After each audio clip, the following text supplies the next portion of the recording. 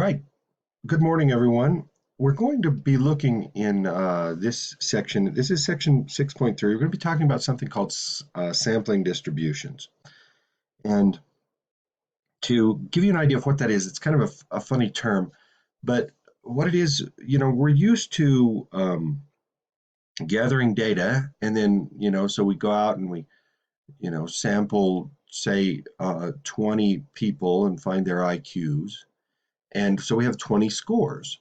And then we can take those scores and we can create a distribution of those scores, right? And the IQ is normally distributed. So we would expect to see something normally distributed, especially if we did more than 20, if we did a large number.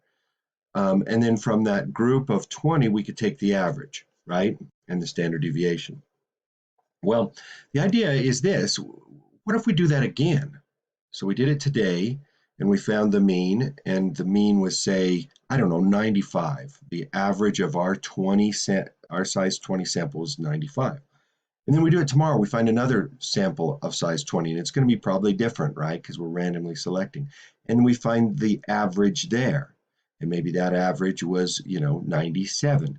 And then we do it again the next day, and we sample 20 people, and we find their average was, I don't know, 103. And so now what we have is we have 3 averages. And if we keep doing this, then our new statistic that we're interested in are the averages from all these different samples. And so we could take all of these different sample averages and create a distribution, right? And that's called a sampling distribution. So a sampling distribution is when you take a bunch of samples and find a particular statistic, say the average, the mean, and you create a distribution of the means, okay? So we're not just dealing with individual data points, we're finding the distribution of a bunch of means. To demonstrate that, we're just going to pull up an applet in StatCrunch. It's called a sampling distribution applet, and I'll just run through just a couple ideas. All of these sampling distributions come from an initial population. And so that initial population will have a sort of distribution depending on what it is we're dealing with. So let's suppose we're dealing with a normally distributed population. So the population has a bell-shaped distribution, a normal distribution. And let's suppose we're talking IQ scores. We know IQ scores have about a mean of 100 and a standard deviation of 15. Okay, so I don't have to change anything else in here because I'm dealing with the mean. And I'm going to hit compute, and it's going to give me this little graph right here. Let me see if I can zoom in on that.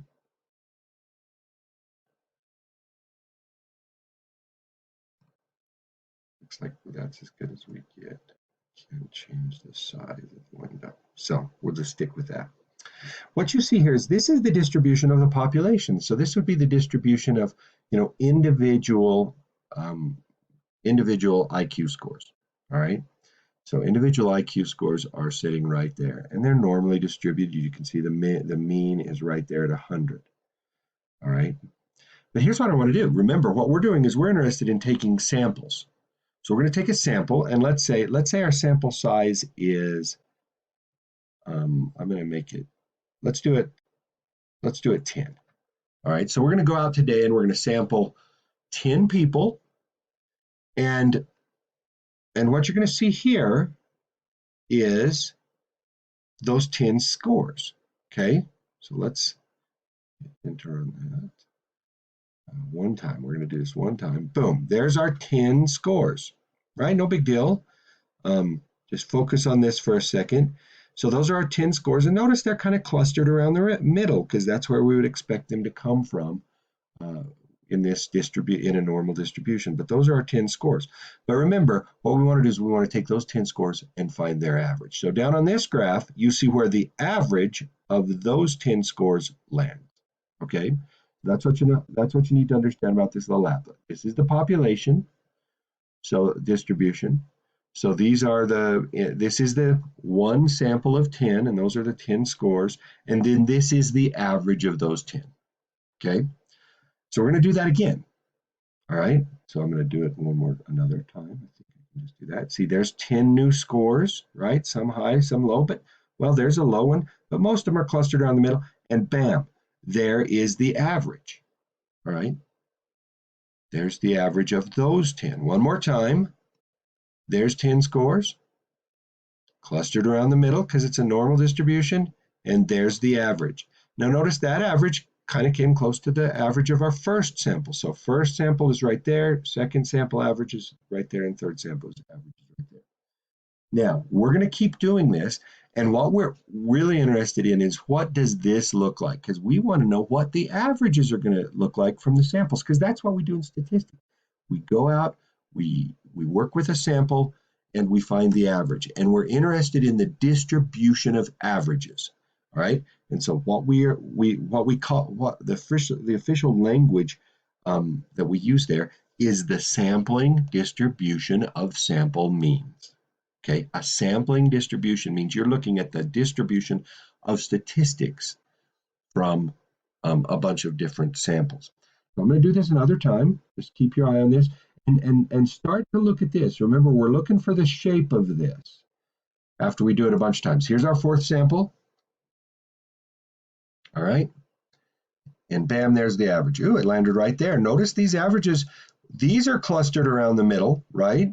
As we would expect coming from a normal distribution. But look, these means are even more clustered. There's less variation there. They're not spread out as much. So while these get spread out a little bit, these tend to be, sample means tend to be closer. Let's do it again. Right? We'll speed up the process here in a second, but I just want you to start to see there's our 10, sample of 10, boom, there's the average. Again, I want you to start to see how what we're interested in is that bottom green distribution and how it starts to develop. So while the population is normal, what kind of distribution are we going to get for those sample means on the bottom? Boy, it's clustering right there. We're not getting anything real high, real low. Look at that. We're getting a lot of means right there, right? See, remember the height of the bar tells you how many those are, how many times we got that. So we're not getting any means. You don't get an average down here of 70, right? You might get some individual scores down in 70, but when you take the average of 10, it brings them all back to the middle. All right, let's do another one. So we're watching to see that bottom distribution. Again, watch it. Now that's the lowest one we got, but it's still pretty close to the center. Do it again. There's the net, and see, there it is. Now we're going to speed this up here in a second now that you've seen what we're going to do. Boom, there it is. Okay. We have done this 12 times. Let's do it. Let's do it three more times individual. So there's a sample of 10. Look, we got some distribution there. Those are spread out, but look, the mean was right there in the middle. So even if the individual scores get spread out, the mean is in the middle. That's good to know because we rely on the mean in statistics. All right, there it is again. That's boom, the mean. These means are there's way less variability. Right? There it is again. Look, they're all clustering. Okay, we're going to speed this up because we want to see what this shape looks like. Because remember, the idea about a distribution, so this is the distribution of the population, is it tells us what values we can expect when we randomly select things. And so this distribution tells us you can expect scores mostly to be here in the middle. So when we find the distribution of sample means, what we're getting is a graph that tells us you can expect the means when you go out and sample 10 people, you can expect their mean to follow this distribution. And let's see what it looks like. So we've done it individual times. Now we're going to speed this up and we're going to do it 5 times. We're going to go out and take 5 samples. What you're going to miss is you're going to miss this. It won't show the individual samples. It's just going to plop down 5 averages, okay? But just understand that we sampled 10, got an average, sampled 10, got an average, sampled 10, got an average, sampled 10, got an average, sampled 10, got an average. 5 times, and we're just going to see the averages because this is what we're interested in. All right, so there's 5 times. Oh, I lied. Maybe it's just gonna do them all. So just keep watching. I think it's when we go to the 1,000 times. So again, There's 5 more times. And notice the means are all clustered. So when we take samples, this is the lesson we're learning here. When we take samples of size 10, even though they're random, right? Even though they come from a population, I'm going to hit the 5 times more button and keep it going a little bit. Even though they come from a population that ranges from down here 60 up to 140, and so we get individual scores, we know that the average of the sample is going to be clustered around here. This is valuable for us as statisticians because we rely on samples. And so we know that we're only surveying 10 out of, 100,000 people. But look, even that 10, the average from those 10, is going to be real predictable. And notice it's real, all those averages are real close. Okay, so we're doing it 5 more times real quick. And now, and notice what you're starting to see here. You're starting to see, you might start to see a bell curve here, right? That's going to be key. What you should see is this. The sampling distribution of sample means is normal. And you might say, well, sure, it's normal because the population itself was normal, right? The population itself was normal. So why wouldn't the sampling distribution of sample means be normal? Yeah, I can buy that. But here's the thing that we're going to learn. We'll see this in the next section. Even when the distribution is not normal, even when the population distribution is not normal, the sampling distribution of sample means is normal, which is wonderful because it gives us 2 things. Number 1, we are always working with means. Doesn't matter what the population distribution is, we're always taking the average, right? And then number 2, it's always normal. The means are always normal. So what that means is we get to use the tables and charts to tell us how many, what percentage of means fall in certain categories. So we can figure out what's the probability that the average is above 70, or what percentage of average scores will be, between 90 and 110. In other words, we get assumed normality anytime we work with sample means, right? All right, we're going to speed this up real quick. So look, it's starting to be normal. I'm going to do it 1,000 times. Now, when I do it 1,000 times, we will not see the individuals. It's just going to plop down 1,000 means right here. Okay, and so watch this graph take shape. Bam, look at that. There was 1,000. You didn't see them all. I'm going to do it again. There's 1,000 more, 1,000 more, 1,000 more. And look, what we get is a bell curve. So notice, sample means are normally distributed.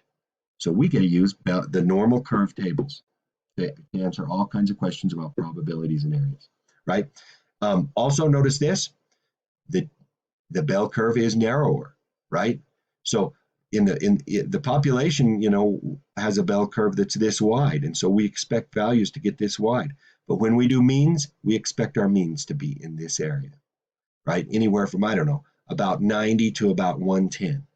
And if we get a mean out here at 140, something has really gone wrong, right? I mean, not wrong. We've got a real unique case. Okay. So real quickly before I close this up, I'm gonna demonstrate something to you here. Let's see if I go back to options, because I told you that the distribution of sample means is normal, and you told me, well, of course it's normal because the population distribution is normal. These means are coming from a normal population, so why wouldn't the means be normal? But watch this. Let's reset this. I want to change this to, let's do a uniform distribution.